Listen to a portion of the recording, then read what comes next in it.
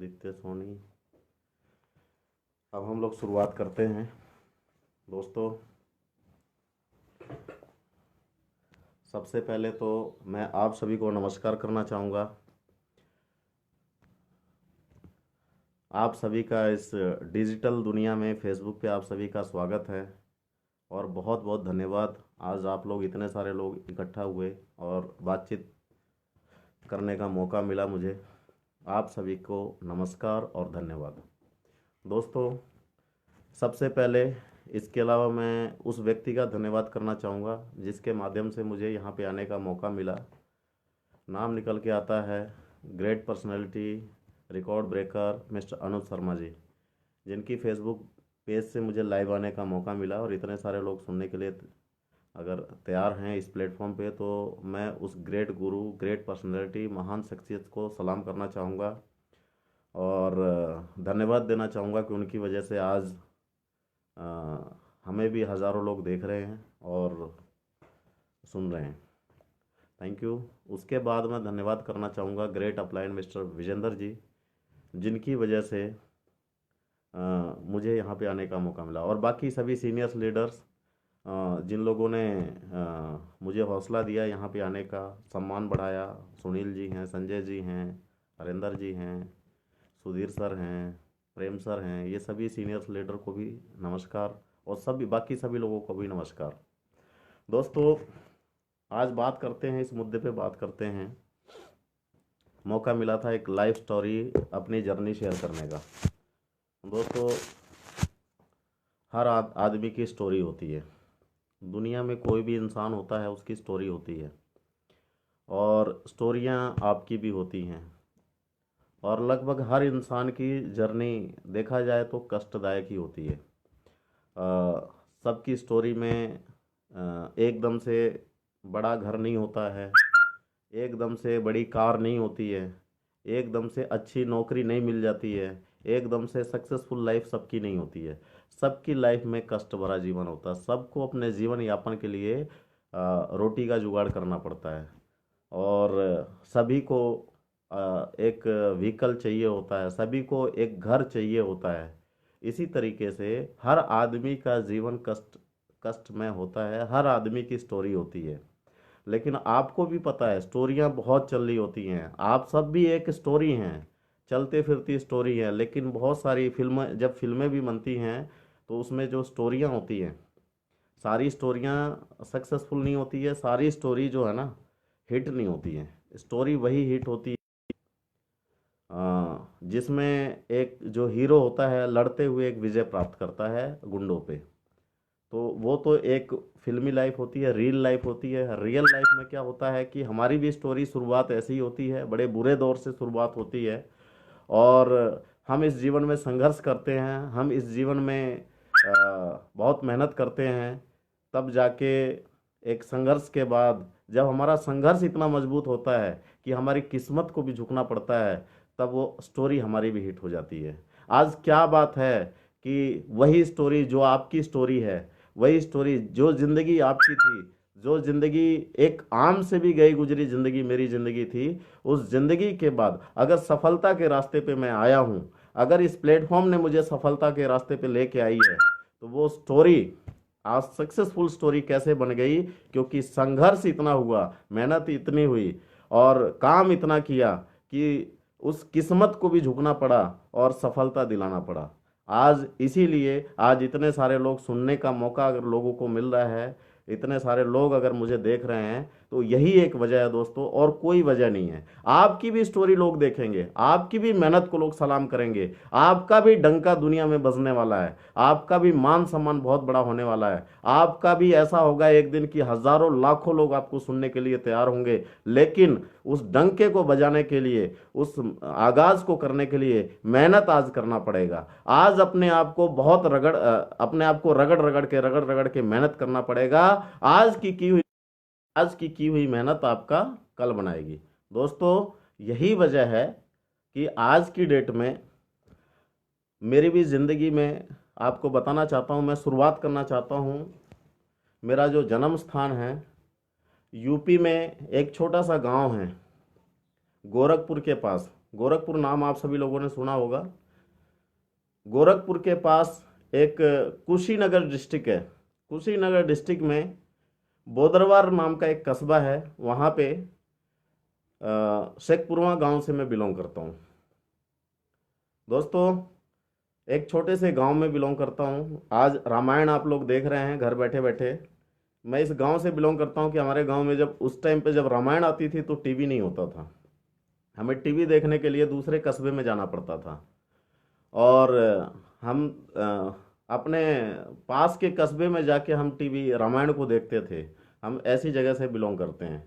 दोस्तों, मेरा लालन पालन पोषण जो भी है गांव में हुआ। मेरे फादर मेरे फादर जो हैं एक किसान होते हुए साथ में एक बिजनेसमैन भी थे। और शुरुआत उन्होंने भी बहुत कष्ट भरा जीवन जिया था, लेकिन बाद में उनका बिजनेस अच्छा चला और एक अच्छी पोजीशन पे आ गए थे। हमारी भी लाइफ थोड़ी अच्छी चल रही थी। और मेरे घर में हमारा एक जॉइंट फैमिली है पूरा गांव में, अभी भी है। और मेरे घर में, ओके, वॉल्यूम और बढ़ाना है। अब आ रही है सर आवाज? आ रही है सर? Thank you. ठीक है। तो मेरे घर में भी मैं आपको बताना चाहता हूँ कि जॉइंट फैमिली है और घर में हम सब लोग एक साथ रहते थे, पूरा बड़ा परिवार था। और उस परिवार में मैं अपनी बात करूं, हम दो भाई और एक बहन, तीन तीन लोग थे।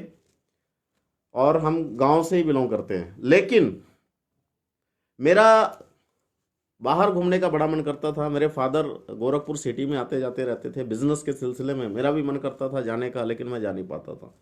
ये मेरी इच्छा ऐसी हुई कि एक दिन मेरी बुआ आई हुई थी और मजाक मजाक में मेरी मम्मी ने बोला कि ये यहाँ पे बहुत शरारत करता है, इसको ले जाओ। और उनके साथ, बुआ के साथ, मैं मजाक मजाक में रोहतक हरियाणा में आ गया। मेरी बुआ रोहतक हरियाणा में, मेरे फूफा जी की एलपीएस फैक्ट्री में जॉब है, उनके साथ आ गया। फिर फादर जी ने बोल दिया कि यहीं पे रह के पढ़ाई करेगा, अगर आ गया है तो पढ़ना भी स्टार्ट कर ले यहीं पे। और मैंने 6 क्लास से, मेरा क्लास 6 में एडमिशन यहाँ पे हो गया सरस्वती स्कूल में रोहतक में। और मैंने यहाँ से पढ़ाई स्टार्ट की। जब मैं शुरू में क्लास में पढ़ाई मेरा स्टार्ट हुआ तो मैं बहुत ही क्लास में सबसे कमज़ोर बच्चा था, क्योंकि मैं गांव से आया था और मैं भाषा, लैंग्वेज और किसी भी चीज़ में मेरी पकड़ नहीं थी। धीरे धीरे धीरे धीरे पकड़ मजबूत हुई, पढ़ाई में अच्छा निकला। 10वीं क्लास मैंने अच्छे नंबरों से पास की। 200 बच्चों में लगभग 7वां 8वां नंबर था मेरा। और इस तरीके से पढ़ाई में मेरा लेवल बढ़ता ही चला गया। 11वीं की, और अभी 12वीं नहीं किया था। तो मैं आपको बताना चाहता हूँ, 12वीं नहीं किया था तो सन 99 में मेरे फादर एक्सपायर हो गए। दोस्तों, मेरा बचपन 5वीं क्लास तक गांव में बीता था। और 5वीं क्लास के बाद जो मेरे संस्कार, जो मेरी पढ़ाई लिखाई है, मेरे बुआ फूफा जी के साथ मेरी हुई। मैं दुनिया में दो माँ बाप मानता हूँ, एक मेरे बुआ फूफा और दूसरा जिन्होंने मेरे को जन्म दिया। आज ये मेरे लिए माँ बाप और भगवान सब कुछ हैं। इन्हीं की वजह से आज मैं जो कुछ भी तरक्की हासिल कर रहा हूँ, ये दो दो माँ बाप की वजह से मैं सब कुछ कर पा रहा हूँ। दोस्तों, वहाँ होने के बाद मेरे को बार बार एक ही चीज़ बताई गई थी कि सरकारी नौकरी, सरकारी नौकरी, सरकारी नौकरी, पढ़ लो सरकारी नौकरी हो जाएगी, पढ़ लो सरकारी नौकरी हो जाएगी। सन 99 में अचानक से पता चला कि मेरे फादर को कैंसर है, 98। उनका 1 साल तक कैंसर का इलाज चला। लेकिन मुझे नहीं पता था, मेरे घर वालों को पता था, मुझे नहीं बताया गया था कि उनको कैंसर है। उनको कैंसर है। और 1 साल तक हम भ्रम में थे। और हमने सोचा कि भाई थोड़ी बहुत बीमारी होगी, ठीक हो जाएगी। लेकिन बीमारी ठीक नहीं हुई। और 99 में 21 मई 99 को हमारे पिताजी स्वर्गवासी हो गए। और बहुत कष्ट हुआ। जब उनका देहांत हुआ उससे 2 दिन पहले मेरे पिताजी को बिलखते हुए देखा था। बीमारी इतनी भयानक थी कि वो कभी भी मैंने ज़िंदगी में उनको रोते हुए नहीं देखा, लेकिन उस दिन भगवान से 10 साल की दुआ और मांग रहे थे कि हे भगवान मुझे 10 साल की दुआ और दे दो, मैं अपने बच्चों के लिए कुछ कर दूं। क्योंकि ज़िंदगी में अक्सर इंसान क्या करता है, जितना कमाता है उतना खर्च कर देता है, जितना कमाता है उतना खर्च कर देता है, बचत नहीं कर पाते हम, या हमारे पास बचत हो भी नहीं पाती है क्योंकि हम जितना कमाते हैं उतना खर्चा होता रहता है।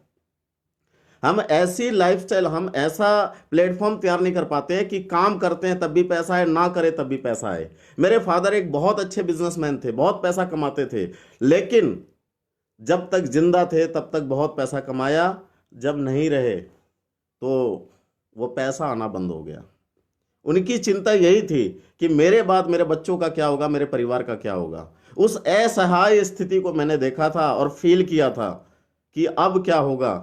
सारी चीज़ें मेरे ऊपर टिकी हुई थी और फिर मैं दोबारा से रोहतक आ गया। अब मैंने सोचा कि कुछ ऐसा करना पड़ेगा कि जल्दी से नौकरी मिले। मैंने मैंने इंजीनियरिंग में टेस्ट दिया, डिप्लोमा में टेस्ट दिया, मैंने आईटीआई का टेस्ट दिया, मैंने सब सारे टेस्ट क्लियर किए, लेकिन दिक्कत यही थी कि इंजीनियरिंग मुझे कौन पढ़ाए, डिप्लोमा मुझे कौन पढ़ाए, और इतने साल का वेट कौन करेगा, तब तक मैं क्या करूँगा। तो मैंने सोचा, किसी ने बताया कि आईटीआई करने से नौकरी लग जाती है, तो मैंने आईटीआई किया और आईटीआई करने के साथ साथ मैंने स्कूल में पढ़ाना स्टार्ट किया, अपना खर्चा खुद निकाला। और आईटीआई, दिन भर आईटीआई करते थे, सुबह शाम हम ट्यूशन पढ़ाते थे। मैंने घर घर जाके ट्यूशन पढ़ाया है अपनी नौकरी पाने के लिए, और इसी के साथ मैं नौकरी करता रहा। मैंने अप्रेंटिस भी किया, मारुति में जॉब किया, होंडा में जॉब किया, मैंने बहुत सारी कंपनियों में काम किया सिर्फ जॉब के लिए, क्योंकि मेरा एक सपना बन गया था। मेरे फादर ने जो सोचा था कि इसको पढ़ा लिखा के नौकरी मिलनी चाहिए, वो मैंने सोचा कि कुछ भी हो जाए मुझे नौकरी तो पाना है, नौकरी तो पाना है। इसके सामने, मेरे सामने कोई सपना नहीं था, सिर्फ नौकरी था, नौकरी था और नौकरी था। और जो सपना देखा वो नौकरी मेरी मिली।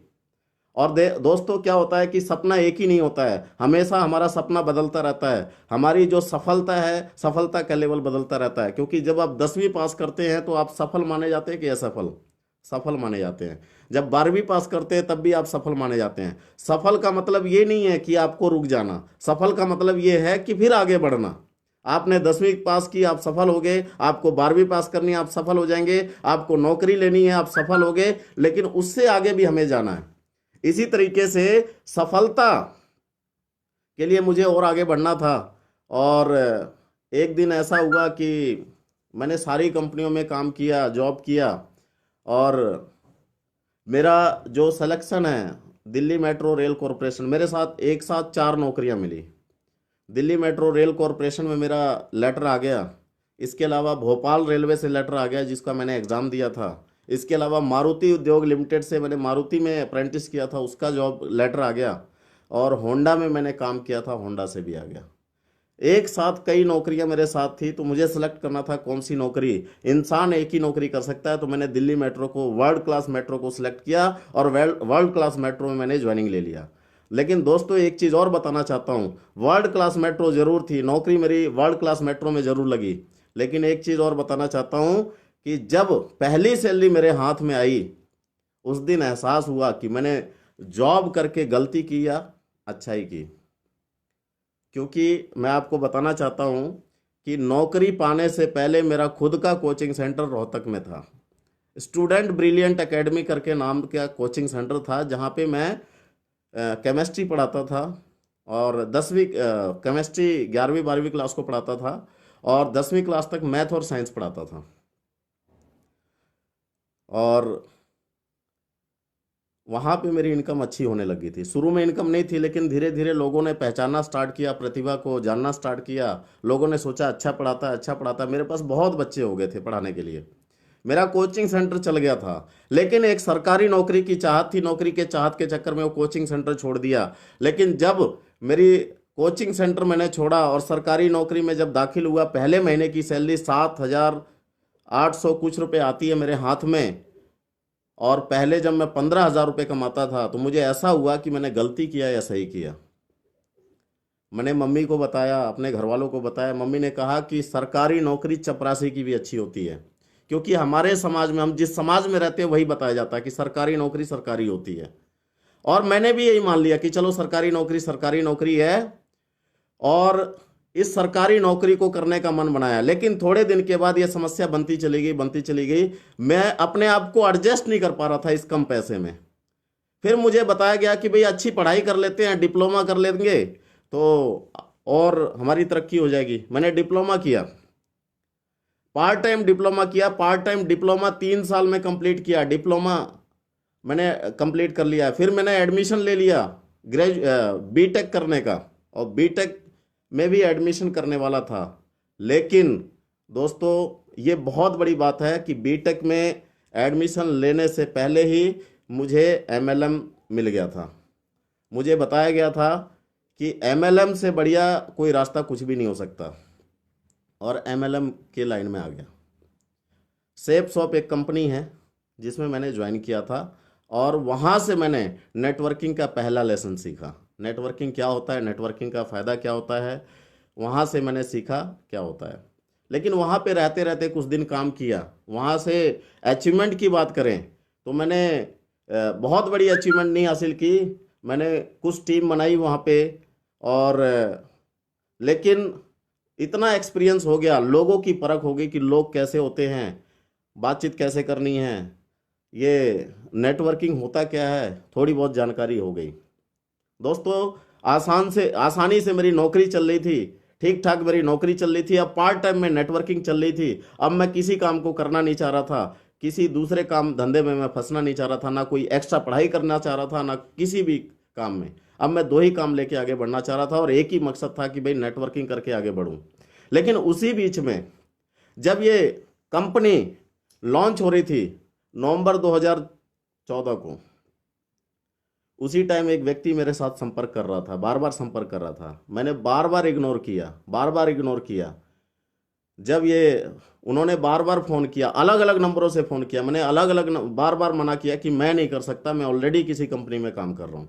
और अक्सर हमें करना भी चाहिए, हम जिस काम को कर रहे हैं उसी को करते रहना चाहिए, बार बार डाइवर्ट भी नहीं होना चाहिए। लेकिन मैं इस कंपनी में आने का डिसीजन कैसे लिया, आपको बताना चाहूँगा। एक दिन वो रास्ता भटकते हुए मेरे घर पे आए और प्लान भी दिखाया। एक सीआई साहब घर पे प्लान दिखाया, मैंने उनका सम्मान किया, चाय पिलाई, प्लान दिखाया। मैंने कहा सर प्लान बहुत बढ़िया है, लेकिन मैं आपके साथ नहीं कर सकता। प्रोडक्ट डेंटोडॉक देके गए थे और उनको साफ मना कर दिया। और हकीकत बताऊं तो अगर मैं उस व्यक्ति के साथ जुड़ भी जाता, चाहे कंपनी के लॉन्चिंग के दौरान ही जुड़ जाता, तब भी मैं इतना बड़ा काम नहीं कर पाता जितना मैंने बाद में जुड़ के कमा लिया। इसका कारण आपको जानना चाहिए, समझना चाहिए। कारण क्या है, मैं शुरुआती दौर में मुझे मौका मिल रहा था उस कंपनी के साथ जुड़ने का। मुझे ये लग रहा था कि यार तभी जुड़ गया होता। हर आदमी सोचता है कि कंपनी के शुरुआती दौर में अगर कोई जुड़ जाता है तो वो व्यक्ति अमीर हो जाता है, तरक्की पा लेता है। अरे ऐसा कुछ भी नहीं होता है, ये सब मन का भ्रम है। हमेशा आपके लेफ्ट और राइट से पैसा आता है। मान लीजिए आपका लेफ्ट चल जाता, आपका राइट कौन चलाएगा? उसको तो आपको चलाना पड़ेगा। उसके लिए हमें एक अच्छे गाइडलाइंस की जरूरत होती है, एक अच्छे अप्लायंस की जरूरत होती है, मजबूत अप्लायंस की जरूरत होती है। अरे अच्छा हुआ, जिंदगी में बहुत सारे काम ऐसे होते हैं जो कहते हैं ईश्वर जो करता है अच्छा ही होता है। मैं आपको बताऊं, इसके ऊपर एक स्टोरी सुनाना चाहता हूं।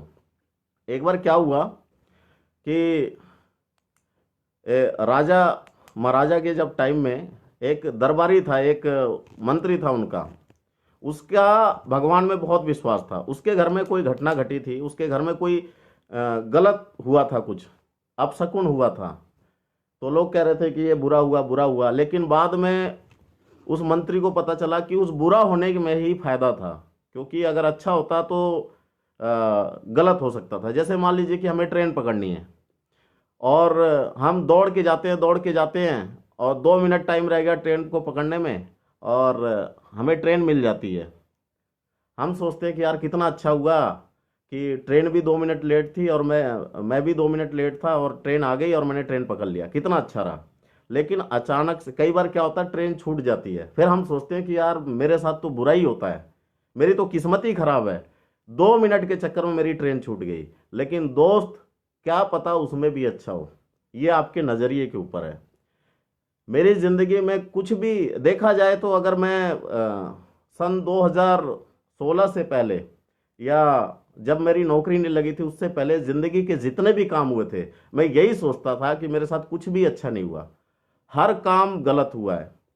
लेकिन मैं आपको आज बताना चाहता हूं कि जब मैं पूरा कैलकुलेशन उठाता हूं नीचे से लेके ऊपर तक, मेरे साथ जितनी भी घटनाएं हुई हैं, मैं सोचता हूं कि अगर वो घटनाएं नहीं घटी होती तो आज मेरी जिंदगी में ये असली पीएस जैसी अपॉर्चुनिटी और इतना बढ़िया प्लेटफॉर्म नहीं मिलता। इसका कारण है, इसलिए कहा जाता है ईश्वर जो करता है अच्छा ही करता है। एक बार क्या हुआ, उसी राजा का हाथ कट गया और उंगली कट गई, तो दरबारी ने उसी टाइम उसके मुंह से निकल गया, ईश्वर जो करता है अच्छा ही करता है। और वो राजा ने बोला कि मेरी उंगली कट गई और तू खुश हो रहा है और ऐसे कह रहा है कि भाई ईश्वर जो करता है अच्छा ही करता है। बोला इसमें क्या अच्छा हुआ? तो बोला कि भगवान ने कुछ सोचा होगा अच्छा, या कुछ हो सकता है अच्छा, आपको शक नहीं करना चाहिए, हो सकता है अच्छा हो। तो बोला ठीक है, सैनिकों इसको जेल में डाल दो, और जब तक अच्छा नहीं होता है तब तक ये जेल में सड़ेगा, देखता हूँ इसकी वजह से क्या अच्छा होता है। और वो शिकार करने जाता है और शिकारी उसको पकड़ लेते हैं और उसको लेके जाते हैं माता, कोई कोई माता होती है उसके सामने बलि चढ़ाने के लिए। बोला कि बहुत दिनों के बाद मानव मिला है, इसकी बलि चढ़ाते हैं। लेकिन जैसे ही बलि चढ़ाने जाते हैं, उसमें से एक शिकारी देख लेता है कि इसकी उंगली कटी हुई है। तो उसने बोला कि अपशकुन, ये अपशकुन है, ये क्षतिग्रस्त मानव है, इसका हम बलि नहीं ले सकते, अगर इसकी बलि हम लेंगे तो ये गड़बड़ हो सकती है। मतलब कि हमारी जो कुल देवी है वो नाराज हो सकती है। तो इस तरीके से उस राजा को छोड़ दिया जाता है। राजा अपने दरबार में आता है और सैनिकों से उसको छोड़ने के लिए बोलता है और उसको दोबारा से पेश करता है। बोला आपने ऐसे क्यों कहा? बोला कि ऐसा इसलिए क्योंकि मैंने कई जगह देखा है कि जब भी गलत होता है तो गलत में भी अच्छा ही होता है। ये हमारे नज़रिए की बात है। और आज आपकी ज़िंदगी भी बची है तो इस गलत होने की वजह से बची है। तो कोई भी ज़िंदगी में अगर आपके साथ गलत हो रहा है तो इसको ये मत समझना दोस्तों कि भाई उस गलत ही है। आप ओवरऑल कैलकुलेट करोगे, आप बस आपका ध्यान, हमारा ध्यान सिर्फ एक जगह पे होना चाहिए, संघर्ष करने पे होना चाहिए। और एंड लक्ष्य क्या है हमारा? आखिरी लक्ष्य क्या है हमारा? आखिरी लक्ष्य हमारा डायमंडशिप का होना चाहिए। अगर इसके बीच में कुछ भी आए, आपको कितनी मेहनत करनी पड़े, कितनी असफलता है, सारी असफलताओं को लांघते हुए हमें आगे बढ़ना है, क्योंकि असफलता के बाद ही सफलता मिलती है, वैसे नहीं मिलती है। और दोस्तों इसी तरीके से मेरी जिंदगी में अगर मेरे फादर, मैं आपको बताना चाहता हूं आज मेरे साथ क्या क्या गलत हुआ। मेरे साथ गलत क्या हुआ, अगर जब मैं गांव से दिल्ली रोहतक पहुंचा, तब मेरे ने 6 महीने के बाद सोचा कि मेरे साथ गलत हो गया, मैं तो घर वालों से दूर हो गया, माँ बाप से दूर हो गया। लेकिन दोस्तों वहां पे जाने के बाद मेरे अंदर समझदारी आई, मेरी पढ़ाई लिखाई अच्छी हुई और उसी की वजह से मेरी जॉब मिली। ये मेरे लिए अच्छा हुआ। मेरे साथ ये अच्छा हुआ कि अगर मेरे फादर जिंदा होते तो मुझे ये आईटीआई करने की जरूरत नहीं पड़ती, तब मैं एक इंजीनियर होता, तब मैं एक सॉफ्टवेयर इंजीनियर भी हो सकता था। मेरे साथ के जितने 10वीं पढ़े हुए लड़के थे वो सब के सब बड़ी बड़ी पोस्ट पे थे। कोई सॉफ्टवेयर इंजीनियर था, कोई कुछ था, कोई कुछ था। मैं भी ऐसा ही होता, लाख रुपए, 1.5 लाख रुपए, 2 लाख रुपए, 3 लाख रुपए महीना कमाता। और जब मैं 2 लाख 3 लाख रुपए महीना कमाता तो कभी भी नेटवर्किंग के बारे में नहीं सोचता। और 20 लाख, 30 लाख, 40 लाख, 50 लाख रुपए महीने कमाने वाली अपॉर्चुनिटी मुझे कभी नहीं मिलती। क्योंकि आपको पता है सर, आपके सामने 2 लाख, 3 लाख, 4 लाख कमाने वाले लोग कितना अकड़ के रहते हैं। उनको यह लगता है कि सब दुनिया के सबसे होशियार आदमी वही है। और हो सकता था कि अगर मेरे फादर जिंदा होते, अगर मुझे पढ़ा सकते होते, तो मैं भी 2 लाख 3 लाख रुपए कमाने वाली जॉब पे होता और मैं भी ऐसे ही अकड़ में रहता कि भाई मैं बहुत कमाता हूं, मैं बहुत होशियार हूं। लेकिन भगवान ने अच्छा ही किया कि मेरे को पढ़ाया नहीं। भगवान ने अच्छा ही किया कि मेरे फादर नहीं थे तो आज मैं पैरों पे खड़ा हो पाया, आज मैं अपनी जिंदगी को समझ पाया। नहीं तो मैं फादर के ऊपर डिपेंड था। आज जो कुछ भी डिसीजन लेता मैं उनकी वजह से लेता। लेकिन आज मेरे को समझ में आ गया, जब मेरे फादर नहीं थे तो समझ में आ गया कि जो कुछ करना था मुझे खुद करना है।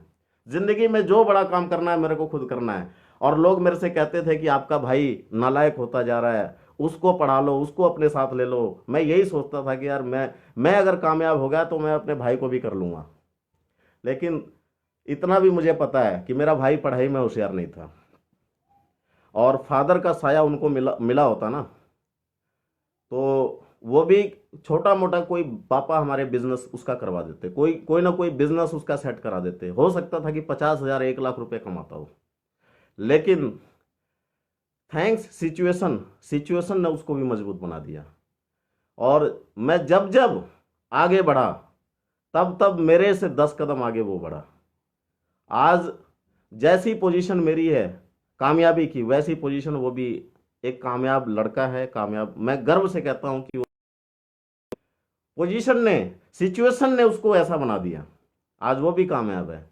आज जिस लाइन में है, जिस बिजनेस लाइन में है, वो भी कामयाब है। लेकिन कहीं ना कहीं, क्योंकि नेटवर्क मार्केटिंग तो हमेशा आगे रहती है, तो नेटवर्क मार्केटिंग में आज हमारा कलेक्टिवली जो इनकम होता है बढ़ते रहता है।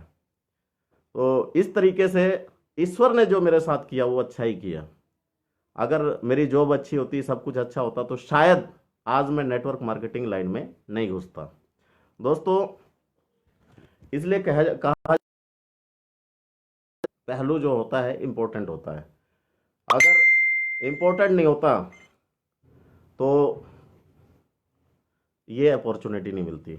अब बात करते हैं कि मैंने इस काम की जब शुरुआत की थी, असली पीएस में कैसे आया। असली पीएस में आने की कहानी मैं आपको बताना चाहता हूं। 25 अगस्त 2016 का दिन था, 25 अगस्त 2016। आप गूगल करके देख लेना, उस दिन जन्माष्टमी थी। उस जन्माष्टमी वाले दिन हमारे ग्रेट गुरु, एक व्यक्ति का फोन आता है मेरे पास, और मैं अभी मंदिर में घुसा नहीं था। हम शाम को जा रहे थे फैमिली के साथ, और दर्शन के लिए गए हुए थे दिल्ली में, तिलक नगर के पास किसी मंदिर में। रात को 11-12 बजे, 11 साढ़े 11-12 बजे करीब, उसी टाइम मेरे पास फ़ोन आया था 11 बजे कि बोला सत्य प्रकाश। मैंने कहा हाँ सर। आप कौन बोल रहे हैं? तो बोला कि मैं ये बोल रहा हूँ। तो उन्होंने बताया कि अरे सर, आइए सर मुलाकात करते हैं, और कुछ अच्छा करते हैं, कुछ अच्छा सीखते हैं। तो हमने कहा सर क्या करते हो? उन्होंने बोला एमएलएम करते हैं। मैंने कहा एमएलएम तो सारे लोग करते हैं, तो आप कौन हैं? तो नाम बताया उन्होंने। तो मैंने कहा ठीक है मिल लेंगे, लेकिन वैसे मैं ऑलरेडी एक कंपनी में काम कर रहा हूँ, मैं नहीं मिल कर पाऊंगा आपके साथ, आपका टाइम वेस्ट होगा। बोला अरे कोई बात नहीं सर, मुझे आपसे सीखने का मौका मिलेगा, और हमें आपसे सीखने का मौका मिलेगा। हम मिलके एक एक कप चाय तो पी सकते हैं। मैंने कहा चाय पीने की कोई दिक्कत नहीं है, चाय पी लेंगे। और दोस्तों, मैं बताना चाहता हूँ वो कोई और व्यक्ति नहीं थे, वो कोई और व्यक्ति नहीं, वो मिस्टर अनुज शर्मा जी थे, ग्रेट गुरु मिस्टर अनुज शर्मा जी। उनके फोन 25 अगस्त 2016 को उनका फोन आया था, और नेक्स्ट डे हमारी मीटिंग हुई थी। अगले दिन मेरी ट्रेनिंग थी। उस ट्रेनिंग से पहले मैं सर से मिलने के लिए आया था, ड्रेसअप में था, और सर ने मेरे को बैठ के बातचीत की, मेरे दिमाग के सारे तार खोले।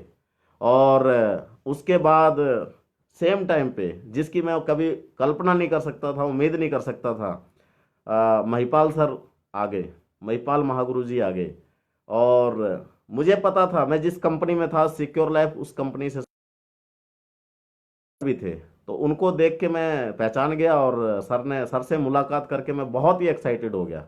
सर ने दोबारा से प्लान बताया। मैंने कहा सर प्लान देखा हुआ है, लेकिन सर ने जब प्लान दिखाया तो प्लान को दिखाने का तरीका हमारे तरीके से दिखाया कि मेरी नीड क्या है। उन्होंने, सर ने पहचान लिया, तो मैं समझ गया। मैंने कहा सर किसी ने कमाया है क्या? तो सर ने अपनी इनकम नहीं दिखाई। बोला मेरी इनकम पे तो हो सकता है आपको भरोसा ना हो, तो अपनी टीम की इनकम दिखाई। मुझे भरोसा हो गया। मैंने कहा सर देखो अभी तो मेरे को सोचना पड़ेगा, लेकिन मैं करता हूँ। उसी बीच में मुझे पता चला कि मेरी सेफ शॉप से जो मेरे अपलाइन थे, उन्होंने डिसीजन ले लिया था। वो कोई और नहीं दोस्तों, ग्रेट गुरु विजेंद्र जी। विजेंद्र जी एक ऐसे व्यक्ति है जिनके साथ मेरा फैमिली रिलेशन है, जिनके साथ पर्सनली रिलेशन है, जिनके साथ कहने की वजह से मैंने सेफ शॉप भी ज्वाइन किया था, जिनके कहने की वजह से मैं असली पीएस में आया।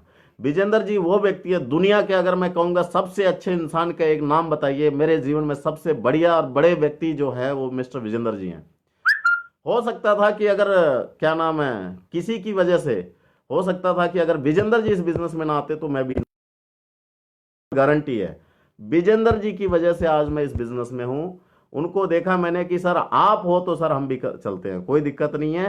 प्लान तो मैंने पहले ही देखा था, प्रोडक्ट भी यूज किया था, कंपनी को भी मैं कई दिनों से फॉलो कर रहा था। लेकिन एक अच्छा इंसान, एक अच्छा प्लेटफॉर्म, एक अच्छा गाइडलाइंस करने वाला व्यक्ति की तलाश हर इंसान को होती है।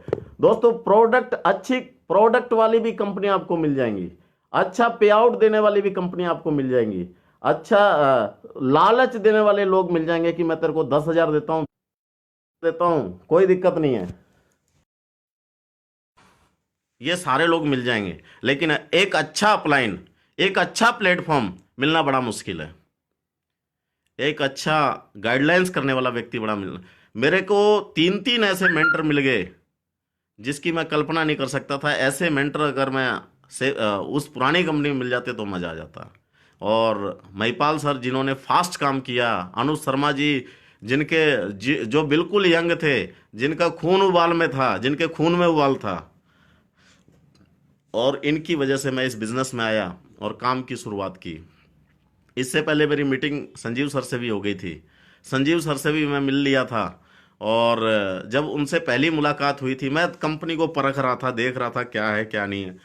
जब सर से मुलाकात हुई तो सर की पर्सनैलिटी ने मेरे को इतना प्रभावित किया कि भाई क्या कहूँ मैं। सर ने एक पेपर पे मुझे कुछ समझाया, 2 पेज पे समझाया। वो पेपर पे जो समझाया हुआ था, वो सर ने क्या किया बाद में, मैंने सोचा कि सर से मैं मांग लूँगा आखिरी में, क्योंकि वो नॉलेज वाली बातें थी। लेकिन सर ने क्या किया, फाड़ के उन्होंने डस्टबिन में डाल दिया। मुझे बड़ा कष्ट हुआ। मैंने कहा सर आपसे मिलके बहुत अच्छा लगा, और अच्छा इसलिए लगा क्योंकि बहुत सारी नॉलेज हमें नेटवर्किंग के बारे में जानने को मिली। नेटवर्किंग में और भी इतने दिन से मैं काम कर रहा हूँ, लेकिन इतनी सारी नॉलेज, इतनी बातें मुझे नहीं पता थी। और इस कंपनी ने मुझे प्रभावित किया, इसके प्रोडक्ट ने प्रभावित किया, और सबसे बड़ा प्रभावित किया महिपाल सर को देख के, विजेंद्र सर को देख के, और अनुज शर्मा जी का एक्साइटमेंट देख के मैं इस बिजनेस में आया। और कोई बड़ी वजह नहीं थी। बहुत सारे लोगों ने ट्राई किया, लेकिन मैं कभी किसी के साथ नहीं जा पाया। आप भी, कई सारे लोग आपको लालच देंगे, आपको कंपनी का हवाला देंगे कि ये कंपनी बहुत अच्छी है, ये सर्टिफिकेट है, वो सर्टिफिकेट है, फलाना है, ढिमका है। लेकिन मैं आपको बताता हूं, एक अच्छा अपलाइन, एक अच्छा व्यक्ति आपको कोई दूसरा नहीं मिलेगा। आज सब लूटने वाले लोग मिलते हैं, आज सब धोखा देने वाले लोग मिलते हैं, आज आपको फंसाने वाले लोग मिलेंगे। सबको अपना कार्य सिद्ध करना है, सबको ऐसा व्यक्ति चाहिए जो आपको कमा के दे, आपको अपनी कमजोर लेग में डाल के, और आपको थोड़ा सा लालच दे के आपको फंसाने की कोशिश करेंगे। लेकिन दोस्त, फंसना नहीं है, आपको लगातार बने रहना है। इससे बढ़िया, दुनिया की सबसे अच्छी ग्रोथ करने वाली कंपनी, इससे बढ़िया कंपनी आपको कहीं मिल नहीं सकती है। मैंने 5 साल नेटवर्किंग पीछे भी किया था, और 3 साढ़े 3 साल यहां पे हो गया, 8.5 साल हो गया दोस्तों नेटवर्किंग करते हुए। शुरू में तो ये देखने में लग जाता कि करना कैसे है, इसकी शुरुआत कैसे करनी है, कई सारे लोग समझ नहीं पाते। तो दोस्तों, काम करने के लिए हमेशा सीखना पड़ता है। काम करने, बिना सीखे कुछ भी नहीं किया जा सकता। अगर आपका अपलाइन कोई भी है, महिपाल सर भी हैं, अनुज सर भी हैं, और विजेंद्र सर भी हैं, कोई भी है, हमारी टीम में भी कई सारे लोग हैं हमारे साथ ज्वाइन होते हैं, तो हमेशा पैरेटो के नियम के हिसाब से सफलता मिलती है। 100 लोग ज्वाइन करते हैं, 80 लोग नहीं कर पाते, क्योंकि कई सारे लोग ऐसे होते हैं जो सिर्फ प्रोडक्ट यूजर होते हैं। सफलता के लिए जो हमारा सिस्टम कहता है, उसको जो व्यक्ति फॉलो करेगा वो व्यक्ति सफल होगा, 100% सफल होगा। दिक्कत यही आती है कि लोग फॉलो नहीं करते हैं।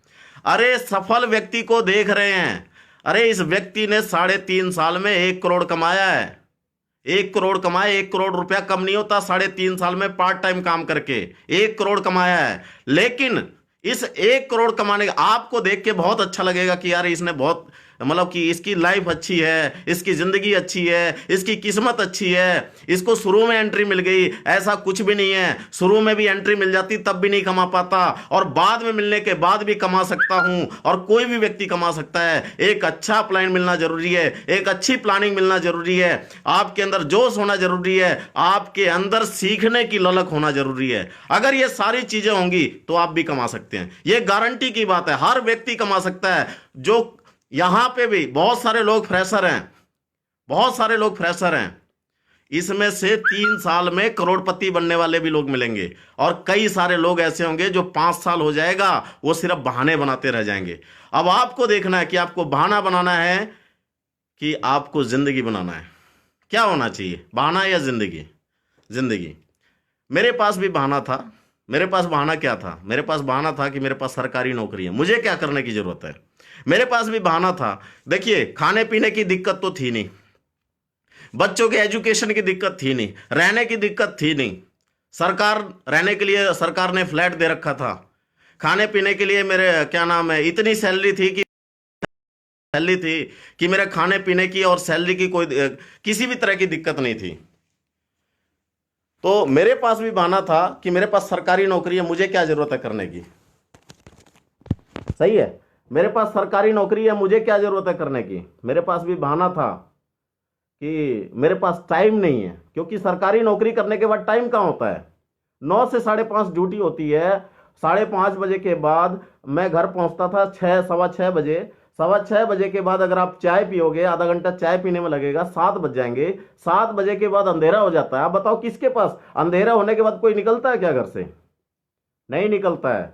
मेरे पास भी टाइम नहीं था कि भाई मैं असली पीएस को कर सकूं। और कोई भी इंसान ऐसा नहीं है कि पहले दिन से ही सरकारी नौकरी छोड़ दे। कुछ दिन तो करता है ना पार्ट टाइम, कुछ दिन तो करता है ना पार्ट टाइम, कुछ दिन करता है। मैंने भी पार्ट टाइम असली पीएस की शुरुआत की। लेकिन पार्ट टाइम क्या होता है पहले समझने की जरूरत है। हमारे साथ भी बहुत सारे लोग ऐसे हैं जो पार्ट टाइम शुरुआत करते हैं। पार्ट टाइम बहुत सारे लोग हैं, क्योंकि सब लोग एकदम से फुल टाइम नहीं आते हैं, और बहुत सारे लोग फुल टाइम भी आते हैं। जो कोई अच्छी जॉब पे होता है, कोई सरकारी नौकरी पे होता है, तो पार्ट टाइम ही आता है। अब मान लीजिए कोई पार्ट टाइम आता है, कोई कहता है 3 महीने हो गए सर, मेरा तो एक भी चेक नहीं आया। कोई कहता है कि मेरे को तो 6 महीने हो गया सर, पहला लेवल हुआ है। कोई कहता है मेरे को 1 साल हो गया सर, मेरा दूसरा लेवल हुआ है। अरे सर, ये बिल्कुल सही कह रहे हो कि 6 महीना हो गया पहला लेवल हुआ है, 1 साल हो गया दूसरा लेवल हो गया। ये बात बिल्कुल सही कह रहे हो। इसका मतलब प्रॉब्लम उसमें नहीं है, प्रॉब्लम उसमें नहीं है, प्रॉब्लम अपॉर्चुनिटी में नहीं है, प्रॉब्लम आप में है। क्योंकि मैंने कहा, आप एक चीज बताइए सर, अगर 6 महीने हो गया आपका एक लेवल हुआ है, आप बताइए आपने कितना प्लान करवाया? तो बोला कि 6-7 लोगों का करवा दिया सर। मैंने कहा 6-7 लोगों का प्लान करवाया और आपका पहला लेवल हो गया, 3 लोग ज्वाइन हो गए, 300 एसपी आ गई, और क्या चाहिए सर? आप बताइए और क्या चाहिए? और किसी ने 10-12 प्लान दिखा दिए, उसका 12-15 प्लान दिखा दिए, उसका दूसरा लेवल हो गया, और क्या चाहिए? लोग क्या करते हैं कि काउंटिंग करते हैं समय से। लेकिन यार मैंने फरवरी में ज्वाइनिंग ली थी, अक्टूबर आ गया, मेरे को 6 महीना हो गया, मेरा लेवल नहीं बढ़ रहा है। अरे भाई, तूने टाइम कितना दिया है? तूने 1 घंटा दिया है असली पीएस को सीखने में, तो वो तेरा टाइम है। तूने असली पीएस के प्लान देने में 1 घंटा टाइम दिया, तो वो तेरा टाइम है। इस तरीके से कितने घंटे दिए हैं? अगर 24 घंटे इस तरीके से दिए हैं तो 1 दिन दिया है तूने। अगर 48 घंटे इस तरीके से काम किया तो 2 दिन दिया है। आप कैलकुलेशन ऐसे करो ना, इस बिजनेस में आपने कितने घंटे दिए हैं, और कि उस घंटे के हिसाब से दिन कैलकुलेट करो। वो आपकी एक्चुअल डे है, वो आपकी एक्चुअल डे है। आप डे को गलत समझते हो। ज्वाइनिंग डेट से आप मानते हैं कि मैंने इतने दिन हो गया मेरे को ज्वाइन हुए, 6 महीने हो गया। अरे 6 महीने नहीं हुआ। देखा जाए तो आपने 4 प्लान दिखाए, 4 घंटे हुए, 4 घंटे हुए ज्वाइन किए, और 4 घंटे में 2,500 रुपये आपने कमा लिया। कम थोड़ी ना है, कम थोड़ी ना है। तो हमेशा इस बात को समझना है कि पार्ट टाइम जॉब और फुल टाइम वर्क। मैंने पार्ट टाइम जॉब किया है, सॉरी, मैंने इस बिजनेस को पार्ट टाइम किया है। मेरी नौकरी थी सरकारी 9 से 5:30, और 5:30 बजे के बाद कहते हैं नौकरी के साथ साथ जो करता है उसको पार्ट टाइम कहते हैं। लेकिन मैंने पार्ट टाइम में भी फुल टाइम ही किया है। अब पार्ट टाइम फुल टाइम क्या होता है? 4 घंटे अगर किसी ने काम किया तो उसको पार्ट टाइम कहते हैं, और 8 घंटा किसी ने काम किया तो उसको फुल टाइम कहते हैं। मैं शाम को 6 बजे से लेकर रात को 12 बजे, 1 बजे, 2 बजे तक मैंने प्लान दिखाया है। रात को 1 बजे 2 बजे हर बार घर पहुंचा हूं। 8-8 घंटे काम किया है, 10-10 घंटे काम किया है, नौकरी से छुट्टी ले लेके काम किया है, बीमार हो के काम किया है, एप्लीकेशन लगा लगा के काम किया है। ऐसे काम होता है, इसी तरीके से काम किया दोस्तों। लोग कहते थे कि भाई ये पार्ट टाइम करता है, लेकिन पार्ट टाइम में भी फुल टाइम से ज़्यादा काम किया है। तो आप बताइए इसको पार्ट टाइम कहेंगे या फुल टाइम? हर कोई यही सोचता है कि मैं भी पार्ट टाइम कर लूंगा। अरे पार्ट टाइम कर सकते हो, लेकिन दिन भर कंटिन्यूस 8 घंटा 10 घंटा 12 घंटा आपको लगना पड़ेगा जॉब के साथ। क्या करने के लिए तैयार हैं? क्या इतनी मेहनत करने के लिए तैयार हैं? 1 करोड़ सबको दिखाई देता है 3 साल में 3.5 साल में, लेकिन 1 करोड़ के पीछे कितनी मेहनत करी है, कितनी रातें हमने बिना सोए गुजारी है, कितना हम भूखे रहे हैं फील्ड में, कितना हमने त्याग किया है, कितना लोगों के साथ हमने ऑब्जेक्शंस को किया है। लोगों ने मना किया, लोगों ने घर में घुसने से मना कर दिया, ऐसे ऐसे लोग, लेकिन फिर भी हम लगातार करते गए करते गए करते गए, लोग जुड़ते चले गए जुड़ते चले गए जुड़ते चले गए। और दोस्तों जब मैं इस बिजनेस में शुरुआत कर रहा था, शुरू में मेरे साथ सेफ शॉप का नेटवर्क था। मैं सोच रहा था कि मेरे साथ सारा नेटवर्क आ जाएगा, लेकिन हमेशा जब पॉजिटिव सोचते हैं ना तो नेगेटिव भी सोचते हैं। मैंने इसका दूसरा पहलू भी सोचा कि अगर नहीं आए तो, लेकिन मेरे दिमाग में एक ही विश्वास था, हमेशा एक ही चीज सोचा कि यार तेरे साथ, नेगेटिव से नेगेटिव पहले ही सोच लेता हूं, यार तेरे साथ मान लो एक भी व्यक्ति नहीं आता फिर क्या करेगा? फिर मैंने सोचा कि मैं जीरो से कितना कर सकता हूं, मैं जीरो से कितना कर सकता हूं। तो देखा कि प्रोडक्ट दमदार है, रिजल्ट अल्टीमेट है, ये प्रोडक्ट की डिमांड तो हर घर में है, नंबर 1।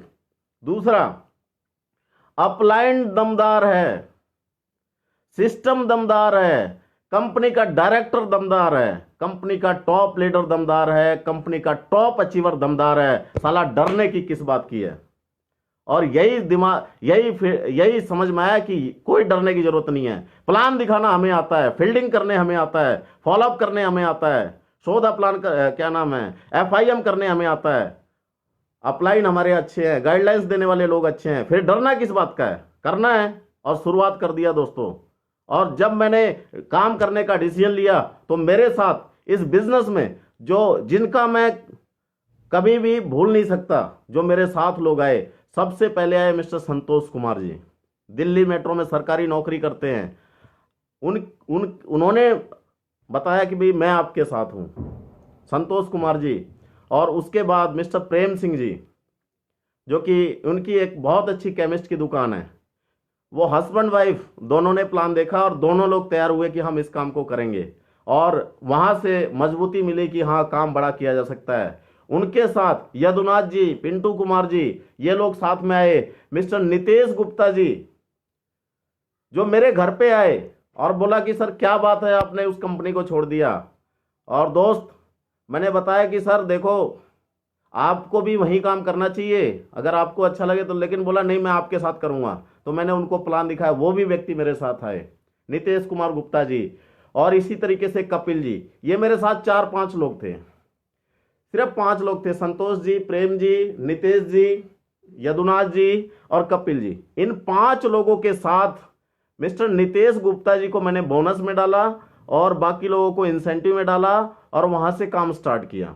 नितेश जी की टीम थी कुछ धनबाद में, वहां से कुछ काम स्टार्ट किया और कुछ दिल्ली में, और फिर प्रेम जी को दूसरी साइड में डाल के काम स्टार्ट किया। लोग सोचते हैं कि सेटिंग मिलती है, अरे कोई सेटिंग नहीं मिलती है। आप मेरी आईडी खोल के देख लेना, पहला लेवल भी किया है, दूसरा लेवल भी किया है, तीसरा लेवल भी किया है, और ज्वाइनिंग करा करा के किया है। उसी मेरे ज्वाइनिंग के बाद की ज्वाइनिंग है सारी, सही है। और आपको बता दूं, ये मेरे साथ 5 सिपाही थे जो मेरे साथ तैयार हुए काम करने के लिए। और 5 से कब 500 हुए, 50 हुए, कब 500 हुए, कब 5000 हुए, कब 10,000 हुए, कब 12,000 हुए, कब 15,000 हुए, कब 20,000 हुए, पता भी नहीं चला दोस्त। आज 3.5 साल हो चुके हैं, 20,000 से ज्यादा का नेटवर्क हो चुका है मेरे साथ। दोस्तों, मैंने जब इस काम की शुरुआत किया था तो मेरे साथ एक दिक्कत आती थी टाइम मैनेजमेंट की। मेरे पास टाइम मेरे पास भी नहीं था टाइम, लेकिन टाइम को मैनेज किया जा सकता है। अगर मान लीजिए हमने प्रायोरिटी बना के काम किया, प्रायोरिटी मेरे पास, पता है आपको, मेरे घर के भी बहुत सारे काम रहते थे, जैसे आधार कार्ड बनवाना, पैन कार्ड बनवाना, और ये क्या नाम है, बहुत सारे काम, मेरे सारे काम पेंडिंग रहते थे घर के, और बैंक का काम, और ये क्या नाम, आधार कार्ड अपडेट कराना, केवाईसी कराना, अरे बहुत सारे काम, सिलेंडर का काम, मैंने सारे काम मेरे पेंडिंग रहते थे। लेकिन असली पीएस का या नेटवर्क मार्केटिंग का जब से काम किया, उसका एक भी काम पेंडिंग नहीं रहता है, हमेशा साथ के साथ करता चला गया, क्योंकि इस बिजनेस को मैंने प्रायोरिटी बेस पे किया है। टाइम मैनेजमेंट के साथ साथ प्रायोरिटी, टाइम नहीं होता था मेरे पास, नौकरी करे आदमी, बिजनेस करे या घर का काम करे, मैंने क्या किया, नौकरी को तो करना मजबूरी था, लेकिन पार्ट टाइम में असली पीएस को किया। और जहां पे असली पीएस की मीटिंग जरूरी होती थी और टीम को मोटिवेट करने की जरूरत होती थी, टीम के साथ चलने की जरूरत होती थी, हर जगह पे चाहे कुछ भी हो जाए, आंधी आए या तूफान, में छुट्टी लेके उस बिजनेस को किया। कभी भी अपनी नौकरी को नेटवर्क मार्केटिंग के रास्ते में कभी बाधा नहीं आने दिया। कितनी भी सिचुएशन कड़ी से कड़ी रही है, हमेशा मैंने बिजनेस को प्रायोरिटी दिया है। प्रायोरिटी बहुत बड़ी चीज होती है, बिना प्रायोरिटी के काम नहीं होता है। आपके सामने भी 4 काम होंगे, 4 में से एक काम को प्रायोरिटी देना पड़ता है, बाकी काम को आपको छोड़ना पड़ता है ना। अगर मान लीजिए, एक प्रायोरिटी के ऊपर मैं बताता हूँ, एक छोटा सा एग्जांपल है। मान लीजिए आप सुबह नौकरी से 9 बजे आप ड्यूटी जाते हैं, 9:30 बजे आपको ड्यूटी पहुंचना होता है गुड़गांव, 9 बजे आप घर छोड़ते हैं, तो आप, जाहिर सी बात है, आप शेविंग भी करते हैं, आप नहाते भी हैं, आप नाश्ता भी करते हैं, और आराम से 9 बजे घर से निकलते हैं और 9:30 बजे ऑफिस पहुंच जाते हैं। सही बात है कि नहीं है? लेकिन अगर किसी कारणवश 9 बजे आपको तैयार होने के लिए आपको कम से कम भी 6-6:30 बजे उठना पड़ता है, लेकिन किसी कारणवश अगर आपको 7:30 बजे उठना पड़े, तो आप क्या क्या करोगे? क्या सारे काम कर पाओगे? टॉयलेट, बाथरूम, शेविंग करना, नाश्ता करना, कुछ ना कुछ तो छूटेगा ही। तो आप क्या करोगे? शेविंग छोड़ दोगे, है ना। शेविंग छोड़ने की वजह से आपके आधे घंटे बच गए, और इसकी वजह से आपने क्या किया, प्रायोरिटी क्या है, जॉब जाना। जॉब जाना प्रायोरिटी, इसलिए आपने छोटा काम छोड़ दिया। फिर उसके बाद मान लीजिए आप 8 बजे उठे, तो 8 बजे उठे तो क्या करोगे आप नहाना भी छोड़ दोगे, है ना। और अगर 8:30 उठे तो आप नाश्ता करना भी छोड़ दोगे, शेविंग करना भी छोड़ दोगे, फ्रेश होना भी छोड़ दोगे, सीधे कपड़े चेंज करके आप टिफिन पकड़ के निकल लोगे 9 बजे। लेकिन अगर मान लीजिए कि चलते, जैसे ही आप घर से निकल रहे हो, घर पे आपके किसी दोस्त का फोन आ गया कि यार आप ऑफिस पहुंचने वाले थे टाइम पे, 9 बजे आप बिल्कुल निकल गए थे और 9:30 बजे आप पहुंच जाते, लेकिन जैसे ही आप घर से निकल रहे हो तभी आपके दोस्त का फोन आ जाता है कि यार मेरा एक्सीडेंट हो गया, मैं यहाँ पे गिरा पड़ा हूँ, थोड़ी सी तुम आ जाओ।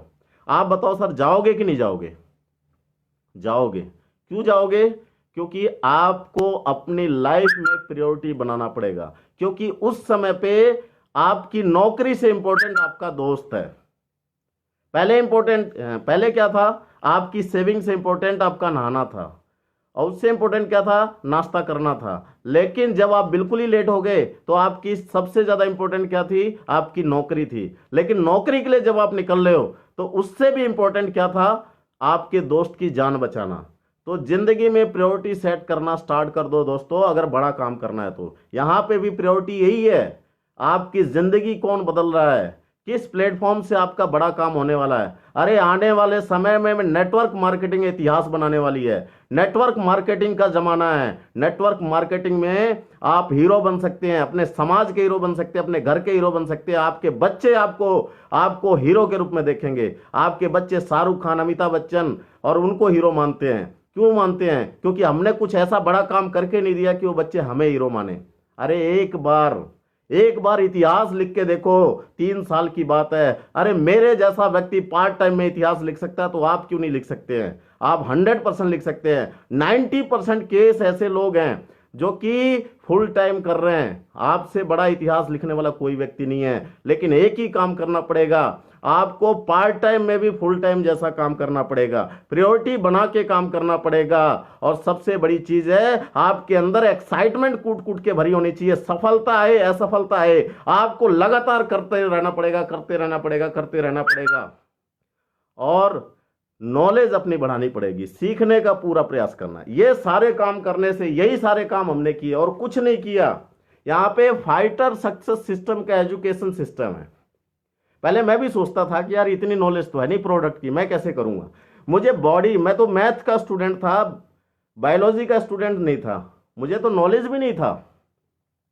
लेकिन छोटी छोटी बातें थी जो गुरुजी लोगों ने बताया ट्रेनिंग के माध्यम से, वो मैंने सीखा। मैंने सोचा कि यार ऐसी कौन सी बात है जो गुरुजी को पता है, हमें नहीं पता है। मैं सब सीखूंगा, सब करूंगा। SOS secret of success training बताई गई थी। महिपाल सर ने बोला और अनुज जी ने बोला कि ट्रेनिंग करना बहुत जरूरी है। उस ट्रेनिंग में गए, फंक्शन कोई नहीं छोड़ा, सेमिनार कोई नहीं छोड़ा, कोई भी ऐसा वो नहीं था जिसको ने। मेरे भाई की शादी थी, भाई का शादी का पार्टी था, मैं रात नहीं रुका, सेम डे पे वापिस आ गया। अनुज सर ने बोला था, पहला प्रोग्राम किया था जनवरी में, सर का 6 लेवल का टोपाज का सेलिब्रेशन था, उस टाइम पे डायमंड कहते थे। उस सेलिब्रेशन में मुझे आना था, मैं डे में गया और उसी दिन मैं रात नहीं रुका, वापिस आ गया। वो मेरे लिए बहुत बड़ा था, क्योंकि उसके लिए माँ बाप मैं ही था, और उसको छोड़ देता तब भी दिक्कत थी, क्योंकि वो शादी का सारा कुछ मेरे को ही करना था। मैंने बताया भी था, लेकिन सर ने बोला कि जिंदगी से बढ़ के थोड़ी ना है। मैंने कहा कि गुरु जी का आदेश है, इसको फॉलो करना है, और किया हमने। विजेंद्र जी इस बात के गवाह हैं, रात नहीं रुके हम। लोग बोले कि ऐसी क्या बात है कि यार एक रात तो रुक जाओ, चले जाना कल। मैंने कहा नहीं रुक सकते, जो मेरे को जरूरी काम था करके जाऊंगा। मेरे को वो फंक्शन कराना बहुत जरूरी है, क्योंकि उससे मेरी जिंदगी टिकी हुई है। मुझे साबित करना है, कुछ करके दिखाना है। मेरे फादर ने 10 साल की जिंदगी मांगी थी भगवान से, जिंदगी नहीं मिली, लेकिन मैं उनकी आत्मा की शांति के लिए मुझे ऐसा काम करके जाना है, ऐसा ही सफलता हासिल करनी है कि एक इतिहास बन जाए। उनको भी लगे कि हाँ इस लड़के ने कुछ किया है, कुछ मेहनत किया है, और वो हो रहा है सब कुछ।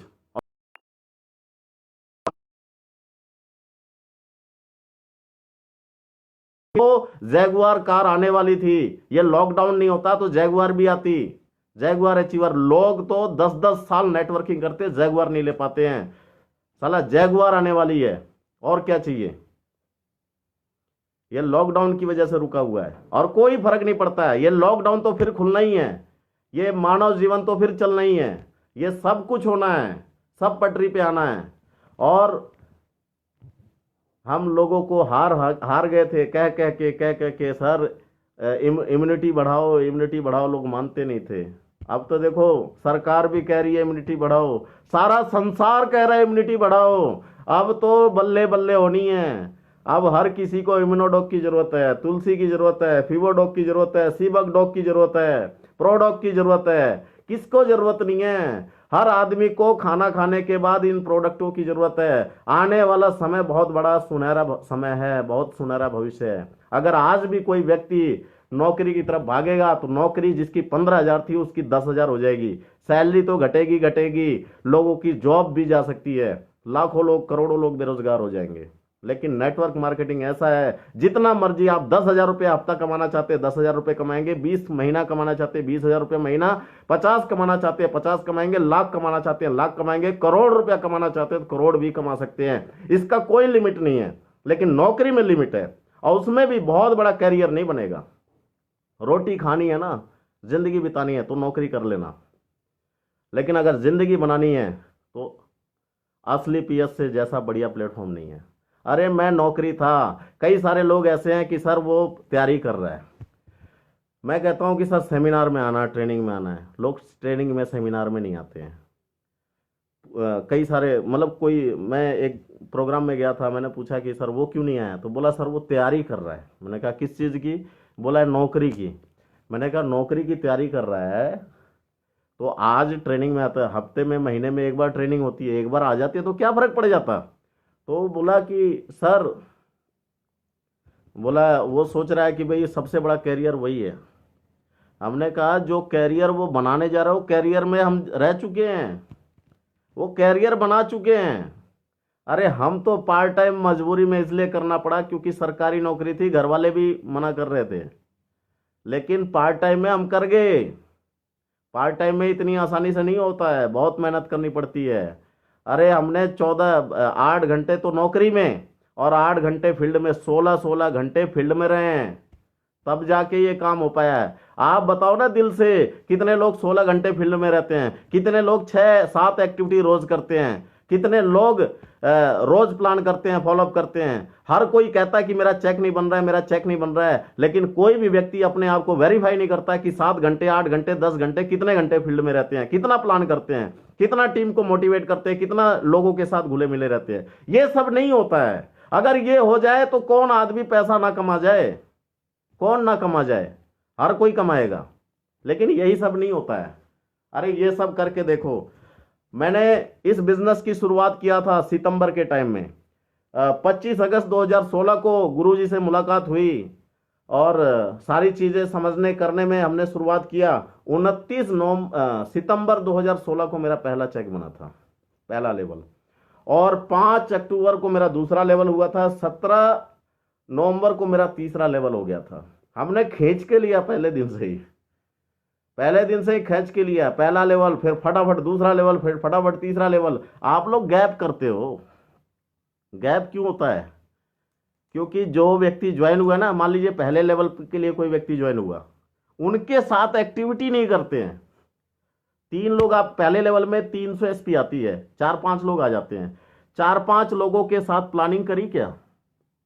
उनको सिस्टम के साथ अटैच कराया क्या? अपलाइन से एफआईएम कराया क्या? नहीं कराया।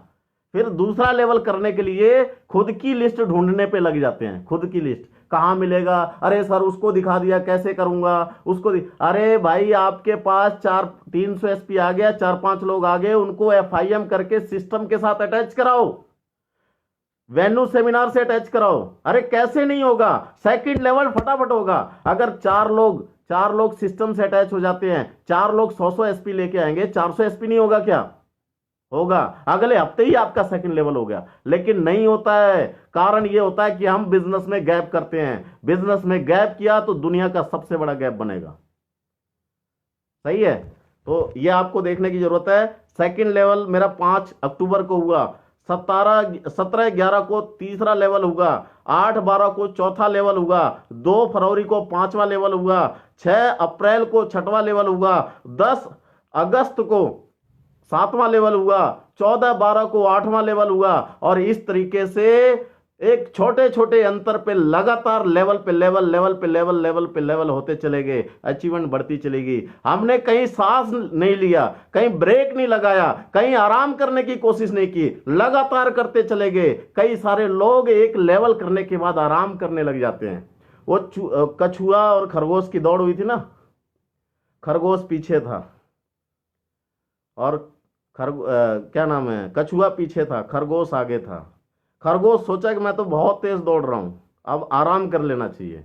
वही आराम कितना घातक हो जाता है, आपका बिजनेस ले डूबता है। अगला लेवल आने में सालों साल लग जाते हैं। किसी ने 6वां लेवल किया ना, 7वां लेवल होने में साल लग जाता है, 8वां लेवल साल लग जाता है। क्यों होता है? क्योंकि बिजनेस गैप करते हैं। जो सिस्टम के साथ करना चाहिए उस सिस्टम के साथ लोग एक्टिवेट नहीं रहते हैं, ना करवाते हैं। कभी शादी में फंस जाते हैं, बोला कभी काम कर रहे हैं पार्ट टाइम, फिर उसके बाद कोई एग्जाम आ जाता है, 2 महीने के लिए एग्जाम में गायब हो जाते हैं। अरे सर एग्जाम के बाद ही कर लो ना बिजनेस, क्या जरूरी है इस बिजनेस में करने की? लोग गायब हो जाएंगे, उसका क्या इंतजाम किया है? मैं नहीं कह रहा हूं कि एग्जाम नहीं देना चाहिए, देना चाहिए। मैं नहीं कह रहा हूं कि शादी नहीं अटेंड करनी चाहिए, करनी चाहिए। लेकिन इस बात का ध्यान रखना, आपके साथ जितने भी लोग जुड़े हुए हैं, वो आपका एग्जाम, आपके घर की शादी, आपके घर की कोई भी समस्या, उनको कोई मतलब नहीं है। उनको मतलब अपने आप से होता है कि आपके साथ जुड़े रहने से उनको कितना फायदा हुआ, और आपके जुड़े रहने से फायदा आगे होगा कि नहीं होगा। अगर उनको लगेगा कि हमारा समय अंधकार में है, वो तो अपने घर में शादी में बिजी हैं, वो तो अपने पढ़ाई में बिजी है, वो तो अपने काम धंधे में बिजी है, अपने परेशानी में भी बिजी है, अरे मेरे घर की परेशानी कौन दूर करेगा। अगर ये समस्या बनी रही ना तो कोई व्यक्ति आपके साथ जुड़ेगा नहीं, जो जुड़ा हुआ है वो भी भाग जाएगा।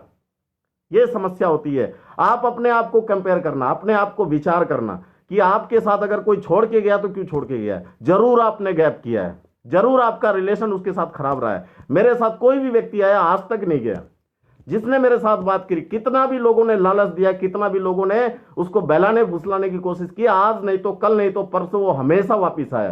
कारण यही है, मैं लोगों के साथ बढ़िया रिलेशन के साथ इस बिजनेस को करता हूं, पूरे दिल के साथ करता हूं, और पूरे दिल के साथ मेहनत को करने की कोशिश करता हूं, है ना। मेरे मन में कोई पाप नहीं है, मेरे मन में कोई ऐसा नहीं है कि भाई मेरा चाहे कुछ भी, मेरा कितना भी पैसा खर्च हो जाए, मेरे साथ कोई भी परेशानी ना हो, कोई भी परेशानी, उससे कोई मतलब नहीं है। लेकिन मेरे साथ अगर कोई व्यक्ति विश्वास के साथ जुड़ा है ना, तो उसके साथ अगर परेशानी है तो मेरी परेशानी है, उसका अगर कोई परिवार है ना तो मेरा परिवार है।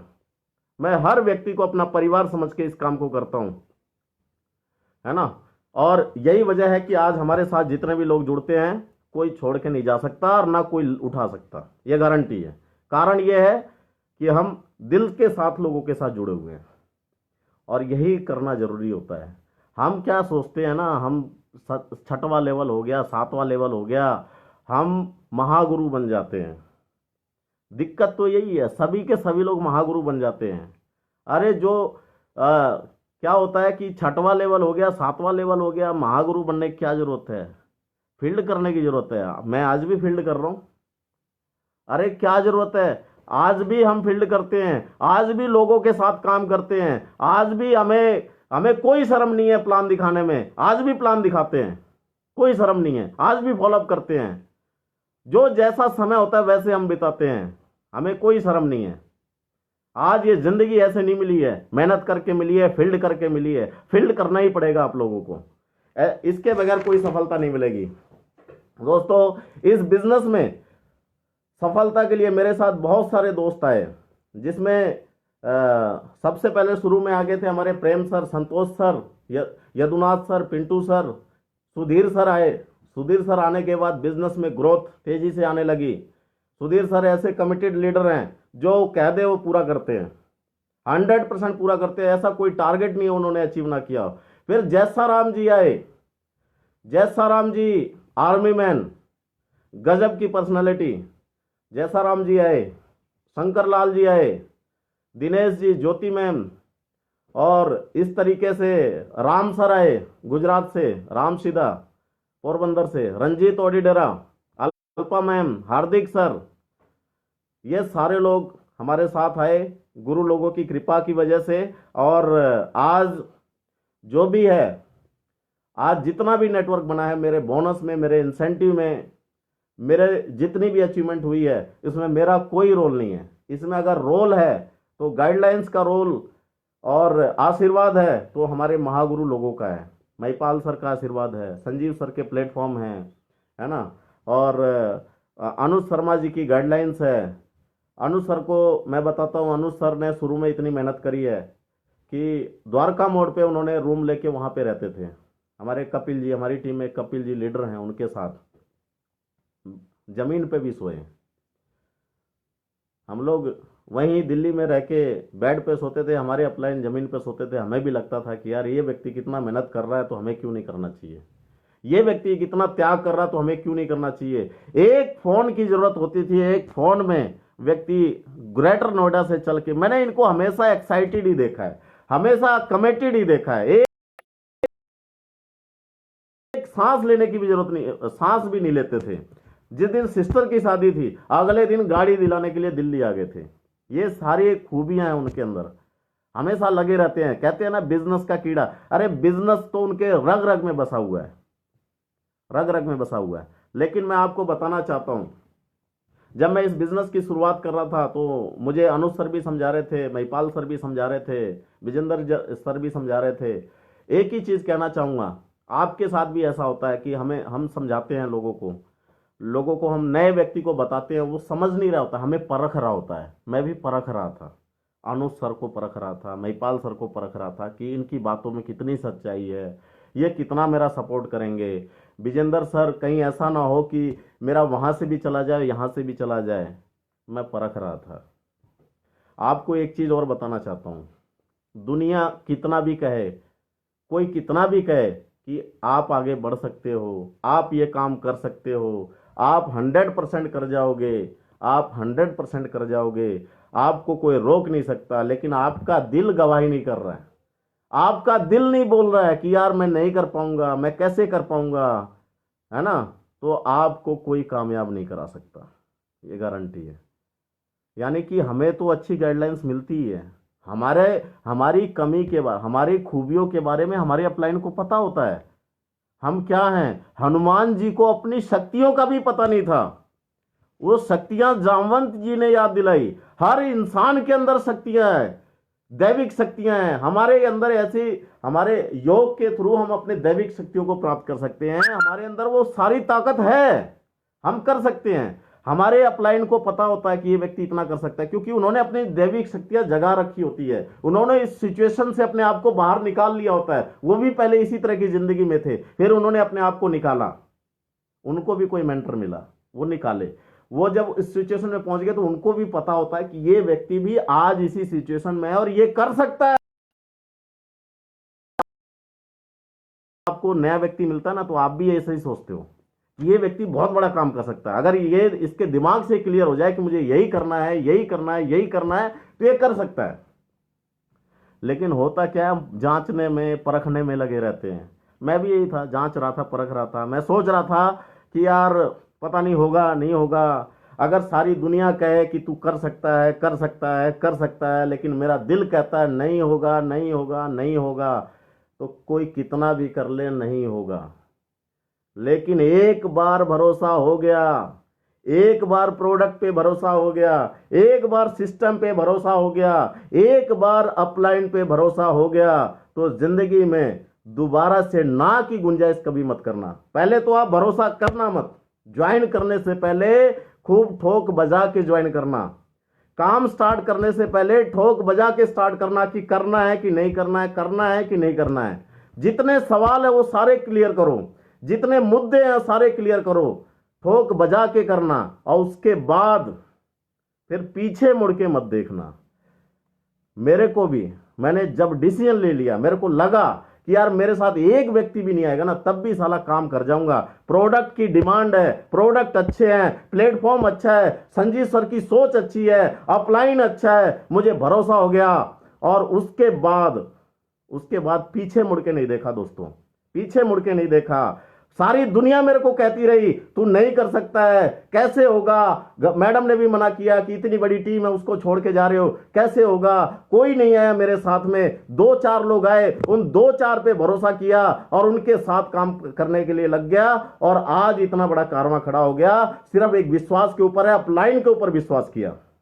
अगर मैंने विश्वास नहीं किया होता, मैं भटक गया होता और शक के दायरे में रहता, तो कभी भी तरक्की नहीं होती। अगर विश्वास करना है तो ठोक बजा के विश्वास करना। आदमी 25 रुपए का मटका खरीदता है ना, उसको भी ठोक बजा के देखता है कि मटका कहीं खोखला तो नहीं है, टूट तो नहीं जाएगा। अरे इस बिजनेस को भी करने से पहले, अपलाइन के साथ जुड़ने से पहले ठोक बजा के देख लेना। नेटवर्किंग कंपनियां बहुत मिलेंगी, लेकिन ऐसे अपलाइंस और ऐसा प्लेटफॉर्म आपको कहीं नहीं मिलेगा। मिलेगा तो असली पीएस में मिलेगा। आज असली पीएस धुआंधार, शानदार, जबरदस्त झंडा गाड़ रही है। आने वाला समय नेटवर्क मार्केटिंग का है, और नेटवर्क मार्केटिंग में असली पीएस का है। आज मेरे साथ कंधे से कंधा मिला के मेरे साथ जयसाराम जी, इसके अलावा Prem sir, Yadunath ji, Pintu ji, Sudhir sir, Sujit sir, Jayprakash Jha ji, और Ram sir, Dinesh sir, Ranjit sir, Alpa ma'am, Rajesh Bandariya ji, इसके अलावा हार्दिक जी, और मेरी टीम से बहुत ही एक शानदार व्यक्ति मेरे साथ आए। मेरी बिजनेस की स्पीड बढ़ गई, मिस्टर सुनील कुमार सोनी जी।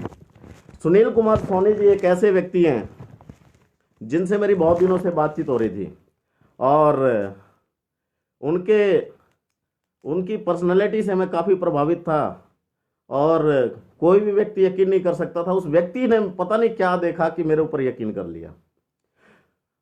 उस व्यक्ति को महिपाल सर भी बुला रहे थे और लोगों ने भी टच करने की कोशिश की, लेकिन किसी के साथ नहीं गए, मेरे साथ आए। पता नहीं क्या ऐसी वजह थी, है ना। और हमारी दोस्ती हुई और आज हमारे साथ हैं। आज उनके साथ आने की वजह से मुझे बहुत मजबूती मिली, हमारे साथ बहुत बड़ा काम हुआ और आज मेरा बिजनेस लगभग 40-50 सिटी में, मैं कह सकता हूँ 40-50 सिटी में मेरा बिजनेस जा चुका है। अरे मैं अकेले दिल्ली में रहता था, दिल्ली में बिजनेस स्टार्ट किया था, लेकिन आज 40-50 सिटी के लोग मुझे जानते हैं, सिर्फ सिस्टम की वजह से, सिर्फ प्लेटफॉर्म की वजह से। और ये गारंटी है, ये तो कुछ भी नहीं है, अभी तो मैं धरती पे आया हूँ। आने वाले समय में देखना वो इतिहास लिखा जाएगा। अभी तो लोग हंस रहे हैं, अभी तो लोग सोच रहे हैं कि यार ये तो इनका काम धंधा लुट गया, इनका नेटवर्किंग अब कैसे होगा। उनको ये नहीं पता कि साला नेटवर्किंग ही तो होगा, अब कुछ नहीं होगा। हमने कहा कि 6 महीना, बोला कि अगर ये 6 महीने ऐसा रहा तो, एक व्यक्ति ने बोला अगर 6 महीने ऐसा रहा तो कैसे होगा। मैंने कहा 6 महीने ऐसा रहा तो आपको सैलरी मिल जाएगी क्या, नौकरी चली जाएगी। 1 साल ऐसा रहा तो कोई नौकरी का कोई गारंटी नहीं है, कोई नहीं रखने वाला, बिना काम का कोई पैसा नहीं देता। लेकिन ये गारंटी है साला हमारा काम नहीं रुकेगा, हमारा काम नहीं रुकेगा। हमारा तो ऑनलाइन भी चल रहा है और ऑनलाइन होगा, ऑनलाइन सेमिनार हो रहे हैं, ऑनलाइन ट्रेनिंग हो रही है, ऑनलाइन सारे काम हो रहे हैं, ऑनलाइन। आज भी हम लोग बैठ के घर पे बैठ के ऑनलाइन बातचीत कर रहे हैं। कोरोना में कोई बाहर नहीं निकल रहा है और आज भी सेल्स जारी है, लोग परचेज कर रहे हैं ऑनलाइन। हमारे इम्यूनोडॉक की डिमांड इतनी है, तुलसी की इतनी डिमांड है, पूछो ही मत। इतने गजब के प्रोडक्ट हैं, इतने शानदार प्रोडक्ट हैं और ये डिमांड अभी भी जारी है। बैठे बैठे साला बैठे बैठे चेक बन रहा है। वो जितना कमाते नहीं है उतना हफ्ते में हम कमाते हैं, हफ्ते में उससे ज्यादा कमाते हैं। लोगों को भरम है और ये भरम बहुत जल्दी टूटने वाला है। थैंक यू दोस्तों, आज बहुत मज़ा आया आप लोगों से बातचीत करके। ये मेरी लाइफ जर्नी थी, ज़िंदगी में बहुत कष्ट सहे हैं, बहुत मेहनत की है, तब जाके ज़िंदगी बनी है और आप लोग भी ऐसी ज़िंदगी बना सकते हैं। मेरे दोस्तों बस यही है, बिजनेस में गैप ना करें, कंटिन्यूसली लगातार करें, काम को सीख लें। कोई भी समझ में नहीं आता अपने अपलाइन के साथ प्रोडक्ट को, मार्केटिंग प्लान को, देने का तरीका, पर्सनैलिटी डेवलपमेंट सब कुछ सीख लें। ये मौका है आपके पास। उसके बाद फील्ड में उतर के करें। किसी के ऊपर भरोसा मत करो, सिर्फ इस बंदे पे भरोसा करो, अपने आप पे, अपने आप पे, मुझ पे नहीं, किसी पे मत करना, मेरे पे भी मत करना, अपलाइन पे भी मत करना, अपने आप पे तो करो, अपने आप को तो डेवलप करो। अरे अपने आप के, अपने दिल की तो सुनो, आप कर पाओगे कि नहीं कर पाओगे। आप सीख लोगे तो कर पाओगे, कुछ नहीं होगा देखने से, सीखना पड़ेगा, प्रैक्टिस करनी पड़ेगी। ये सारे काम करना, देख लो दोस्तों, सब कुछ बहुत बड़ा हो जाएगा। बहुत अच्छा लगा दोस्तों आपसे बात करके। अभी तो ये अंगड़ाई है, आगे और लड़ाई है। अभी तो बस ये झांकी है, पूरा हिंदुस्तान अभी बाकी है, पूरा हिंदुस्तान अभी बाकी है। अभी तो बहुत हिंदुस्तान जुड़ने वाला है। अभी तो कह रहे हैं ना लॉकडाउन में हमारा काम कैसे चलेगा। अरे लॉकडाउन खुलने तो दो, हमारा 23 लाख का चेक रुका हुआ है और लॉकडाउन खुलते ही 15-20 दिन के अंदर 23 लाख रुपए आ जाएंगे। कोई लॉकडाउन के दौरान 23 लाख रुपए कमा पाता है क्या? लोगों से पूछो तो सही। 23 लाख रुपए का चेक आने वाला है इस लॉकडाउन की कमाई का। अब बताओ इससे ज्यादा कमाई क्या होगी। थैंक यू दोस्तों, एक बार फिर से धन्यवाद देना चाहूंगा हमारे great mentor mister Anuj Sharma जी, मिस्टर विजेंद्र जी, ग्रेट महागुरु महिपाल सर और इस अपॉर्चुनिटी का देने वाले संजीव कुमार जी, हमारे बाकी सभी दोस्तों को जो हमारे साथ आए, है ना, और Bawana team, Delhi team, Gwalior team, Kanpur team, Gorakhpur team, ये सारी टीमों का मैं बहुत बहुत धन्यवाद देना चाहता हूँ। बाकी हमारे सभी कोलाइंस भाइयों को दोबारा से धन्यवाद देना चाहता हूँ, नमस्कार करना चाहता हूँ। आप लोगों ने बड़े ध्यान से सुना और इन सब की वजह, ये सारी सफलता का श्रेय मेरे अपलाइन और मेरी पूरी टीम को जाता है और मेरा इसमें कोई रोल नहीं है। बस अपलाइन की बात माननी है और टीम को वो मैसेज देना है, बस, और कुछ नहीं है। यही फार्मूला है और कोई सक्सेस का फार्मूला नहीं है। थैंक यू दोस्तों, thank you very good, thank you very much, wish you all the best, thank you.